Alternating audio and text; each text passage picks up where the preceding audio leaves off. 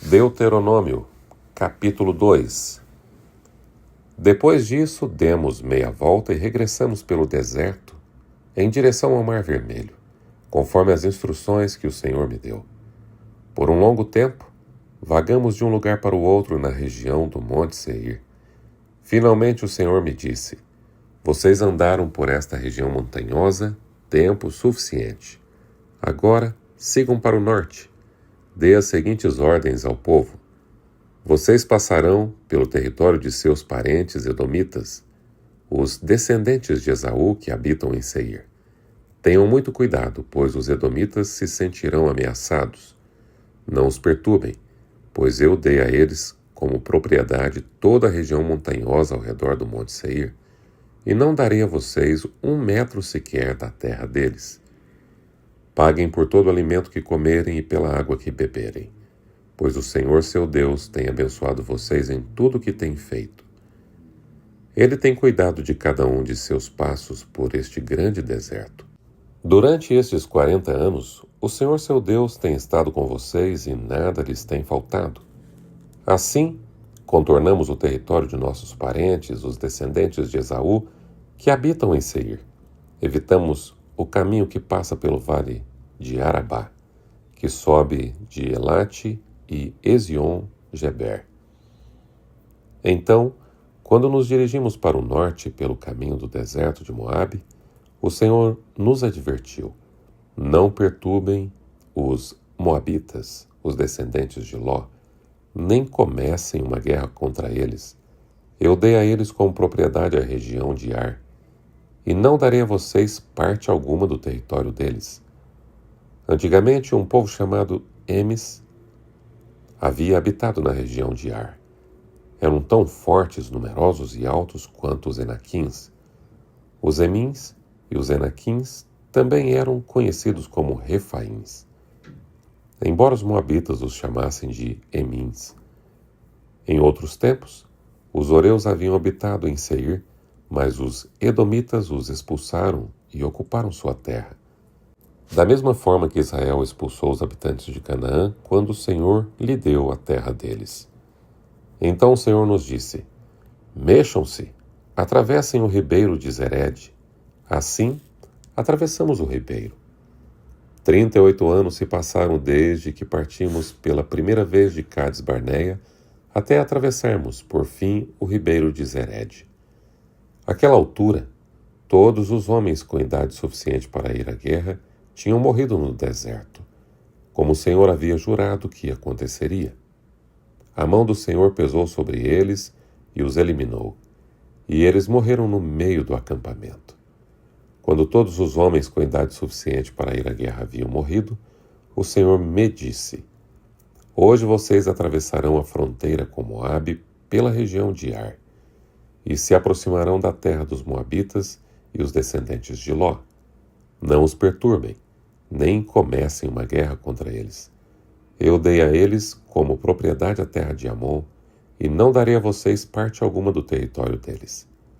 Antigamente, aquela região era considerada a terra dos Refaíns que haviam habitado ali, embora os amonitas os chamassem de Zanzumins. Também eram tão fortes, numerosos e altos quanto os Enaquins, mas o Senhor os destruiu para que os amonitas tomassem posse de sua terra. Ele fez o mesmo pelos descendentes de Esaú, que habitavam em Seir, pois destruiu os horeus para que os descendentes de Esaú se estabelecessem no lugar deles. Os descendentes de Esaú habitam nesta terra até hoje. Algo parecido aconteceu também quando os caftoritas de Creta invadiram e destruíram os aveus, que habitavam em povoados na região de Gaza. Então o Senhor me disse: mexam-se, atravessem o vale de Arnó.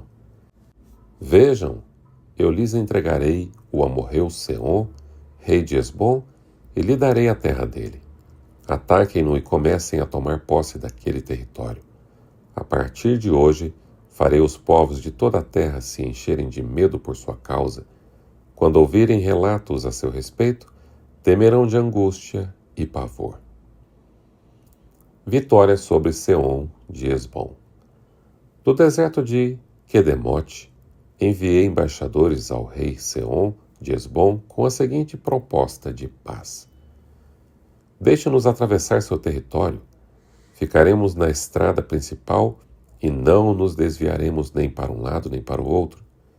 Venda-nos alimento para comermos e água para bebermos, e pagaremos por tudo. Queremos apenas permissão para passar por seu território.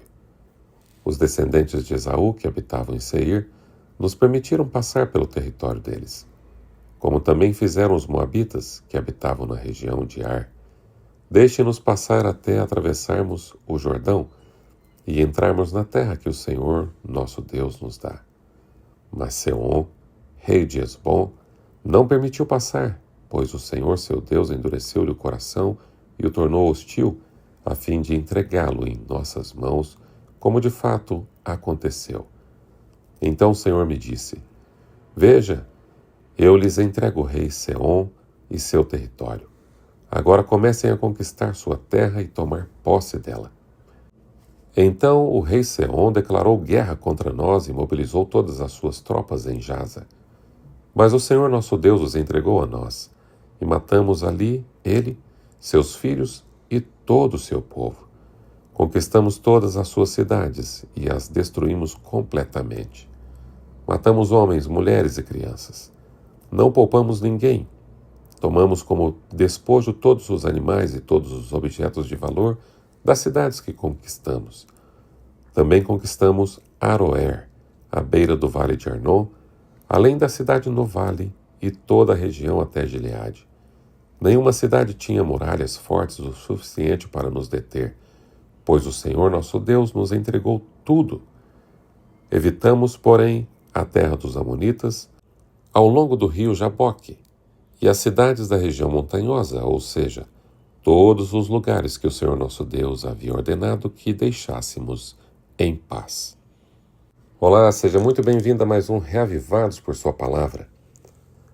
Deuteronômio capítulo 2. O deserto não era apenas areia e pedras, era também um espelho da alma de Israel. Anos caminhando em círculos, 38 ao todo. Anos esperando a ordem de Deus, até que de repente a voz ecoou clara: vocês já rodearam este monte por tempo demais. Sigam agora para o norte. Era como se o Senhor dissesse: chega de viver preso ao passado. É hora de avançar para o que preparei para vocês.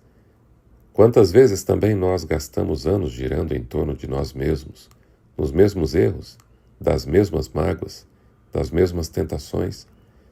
Mas o Deus que guiou Israel é o mesmo que hoje nos diz: parem de andar em círculos, levante-se e ande para o novo que eu tenho para você.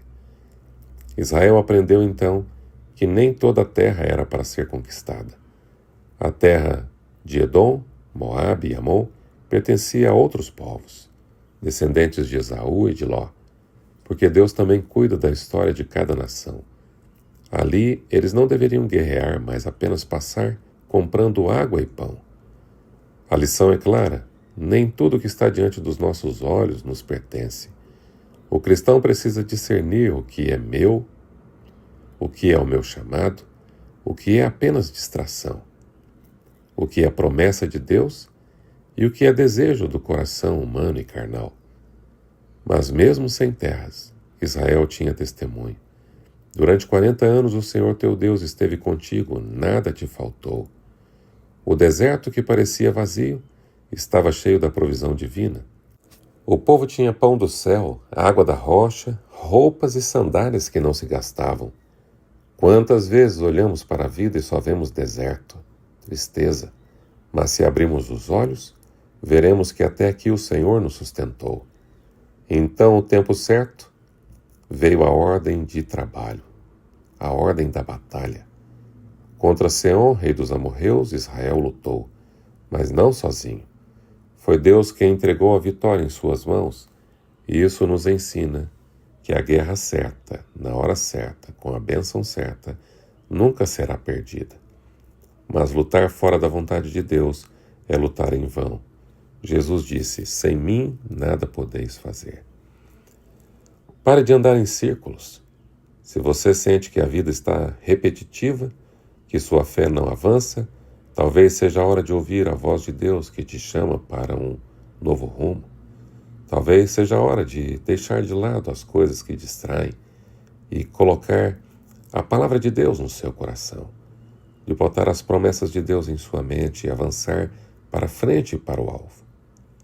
Respeite os limites. Nem toda oportunidade é para você.